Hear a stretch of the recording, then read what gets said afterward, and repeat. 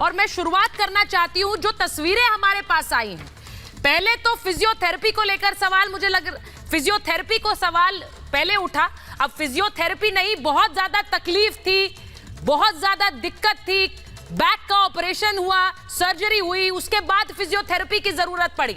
लेकिन फिजियोथेरेपी के साथ साथ सेवादार का भी राज खुल गया शाजिया जी। ये जो सेवादार है, अब ऐसा लग रहा है जो राजा फिल्में देखते थे ना हम, राजा महल में रह रहे हैं जी, राजा महल में रह रहे हैं और बाकी सब आसपास सेवा के लिए लगाए गए। ये जो जेल है ये राजा का महल बन गया क्या? और सोचिए, बिल्कुल बिल्कुल सुचरिता, आप सोचिए, मतलब बेशर्मी की हद, और उन्होंने इंतहा पार कर ली है कि बाकायदा कह रहे थे कि बीमार इंसान का मजाक ना उड़ाओ, उन्हें उनके ऑपरेशन हुए हैं, उन्हें फिजियोथेरेपी की ज़रूरत है, और ये देखिए बाकायदा चंपी करा रहे हैं। और अब पता चल रहा है वो कोई थेरेपिस्ट नहीं था जो उनके पोस्ट सर्जरी, उनका पोस्ट ऑपरेटिव केयर में मदद करेगा, ये बाकायदा जो था खुद एक रेपिस्ट, द रेपिस्ट और थेरेपिस्ट, स्पेलिंग वही है अगर आप जो शब्दों को जोड़ देंगे। लेकिन आप देखिए लोगों की, मतलब एक के बाद एक जिस तरह से ये शब्दों और झूठों का मकड़ जाल बना रहे हैं, अपने आप ही फंसते जा रहे हैं, एक से बढ़कर एक। और आप देखिए मतलब, और बेशर्मी इतनी कि रोज आना स्टिंग ऑपरेशंस आ रहे हैं, किस तरह से इनके लोग कर रहे हैं। कहीं कहीं इनके विधायकों को मारा पीटा जा रहा है क्योंकि वो इतनी उगाही कर रहे हैं। शराब की नीति को अब लेकर आप देखिए अक्यूज नंबर 1 की हालत क्या है। और सत्येंद्र जैन जो बाकायदा ठगों के भी वहां ठग निकले, बाकायदा उगाही कर रहे हैं जेल में बैठकर, कारोबार जारी है, धंधा कायम है, और ऐसा गोरख धंधा, और उस पर देखिए कि एक दुष्कर्म करता हुआ इंसान, और वो जो है उसको कह दिया वो थेरेपिस्ट है। मतलब क्या प्रमोशन हो रहे हैं भाई जेल में बैठ कर कैदियों के, नहीं जो बाकायदा इतने बुरे मतलब दुष्कर्म के लिए, और आप सोचिए उसको थेरेपिस्ट करा दिया गया है, फिजियोथेरेपिस्ट वो भी।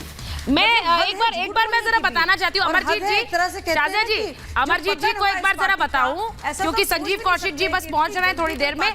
शाजिया जी एक बार जरा, अमरजीत जी, जो विभाग थे सत्येंद्र जैन जी के पास, मंत्री साहब के पास, उनमें गृह विभाग था, जेल विभाग था, पावर विभाग था, स्वास्थ्य विभाग था।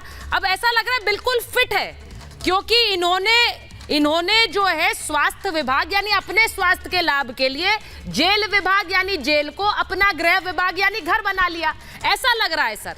और पावर भी इनके पास था, तो पावर की तो नुमाइश हो ही रही है। ये रेपिस्ट के साथ रेपिस्ट को अपना सेवादार बनाकर बैठे जेल में सर।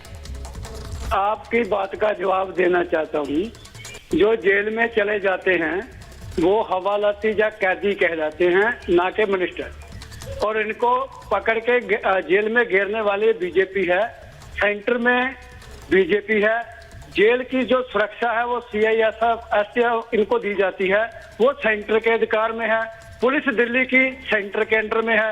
ये तो एक सोचा समझा प्लान है आम आदमी पार्टी को बदनाम करने का। तिहाड़ जेल किसके अंडर है? पूरी बात सुन लीजिए आप। तिहाड़ जेल किसके अंडर है? ये एक सोचा समझा प्लान है, वहाँ कैमरा फिट किया गया, सब कुछ किया हुआ है। सोचा समझा प्लान था। अच्छा, सोचा समझा प्लान था। अरे एक मिनट, तो मंत्री साहब को कहा कि आप लेट जाइए, आपकी फिजियोथेरेपी होगी। एक सेकंड, एक करके बोलेंगे, एक करके। भाई अमरजीत जी एक बात बताइए, आपने कहा सोचा समझा प्लान था, तो मंत्री साहब से कहा गया आपकी दिक्कत है, आप लेट जाइए, आपको फिजियोथेरेपी देंगे। कैदियों को फिजियोथेरेपिस्ट बनाकर ले आया गया और उनकी मसाज करा दी गई, और किसी को पता नहीं चला। मंत्री साहब को कुछ पता नहीं है। कैसे पता? आपने कैसे कह सकते हैं कि पता नहीं चला? पूरी दुनिया देख रही है, चैनलों पे चल रहा है, आप कह रहे हैं कि किसी को पता ही नहीं चला। नहीं, तो मैं आपसे सवाल करता हूं, अभी सिक्योरिटी पर्पज के लिए बोला जाता है कि जेल में मोबाइल कैमरा नहीं जा सकता, तो फिर कैसे चला गया वहाँ कैमरा? आप इस सवाल का जवाब दे दीजिए। आपके पास जो वीडियो आई वो वीडियो किसने उपलब्ध की आपको? भाई साहब फिर से आप बेवकूफ, भाई साहब फिर से तो बेवकूफ बना रहे हैं या खुद बन रहे हैं।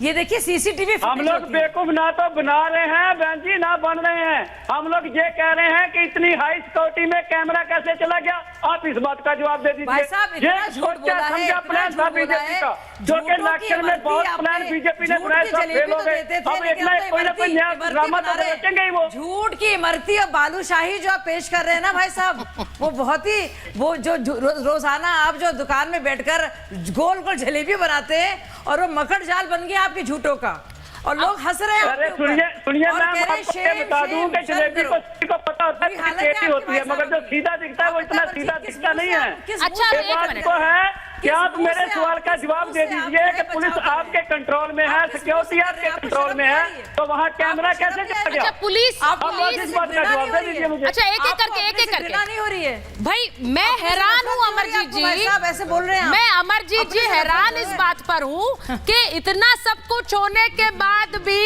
आप अभी भी कह रहे हैं मंत्री साहब बेचारे तो बेकसूर हैं, उन्हें तो कुछ पता नहीं है, यानी वो वाकई में भारत रत्न के हकदार हैं। आप जिसको